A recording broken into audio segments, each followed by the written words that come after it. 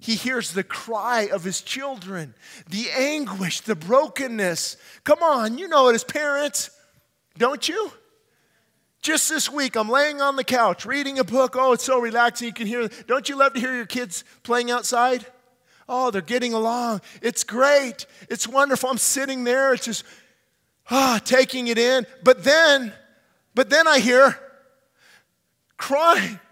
It sounds like somebody's getting beat up. Daddy, my little, daddy. Oh, that book, I threw that book to the ground. I almost broke down the screen door, and I took off the bike that fell on her, and I threw that bike, and I said, here I am. See what brought me there? It's the cries and saying, Daddy, I need you at some point. Church, you got to humble yourself and fall on the altar and say, Daddy, we need you. Daddy, we are broken. Daddy, we're calling good evil and evil good. We're a perverse society. We're leading our children astray. Oh, Daddy, oh, God, help us. And you go into anguish, and in that pit of anguish and despair, that's when God says, I hear you. I hear you.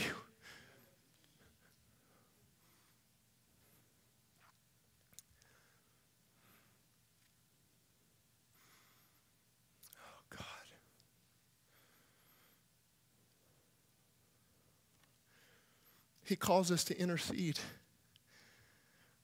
Look at all the scriptures, especially in the Old Testament, dealing with intercession. He told the prophet Isaiah, he said, I saw there was no man, and I wondered why there was no one there to intercede for the people. Psalm, he said, therefore, he said, I was going to destroy the people had not Moses interceded for the people. What about Ezekiel? Incredible book of the Bible. He told Ezekiel, I sought for a man from among them who would build a wall and stand in the gap before me on behalf of the people, but I found no one. Listen, you can go throughout the whole Bible. When the walls of Jerusalem were torn down, the people were in distress. They told Nehemiah. The king saw Nehemiah's face. He said, what's wrong with you? This is nothing but sadness of heart. He said, the place of my father's tombs lies in waste.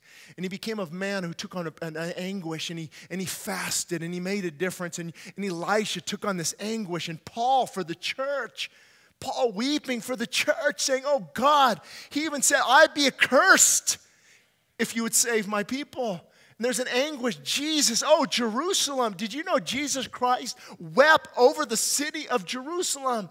He looked over her and he said, I see when Titus is coming in 7 AD, I see in 40 years from now when he's going to wipe out this city, million Jews slaughtered, blood running down the streets. I can see it, yet your visitation is right here. Your Messiah is right here. Oh, Jerusalem, oh, I want to gather you as a mother gathers her children.